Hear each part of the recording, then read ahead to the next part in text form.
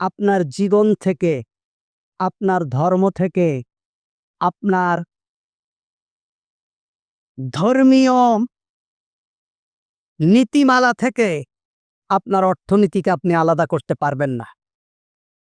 আপনি যদি আপনার ধর্ম আর আপনার অর্থনীতি আলাদা করেন, আপনি কোরআনের একাধিক আয়াতকে অস্বীকার করেন, আপনি কাফের।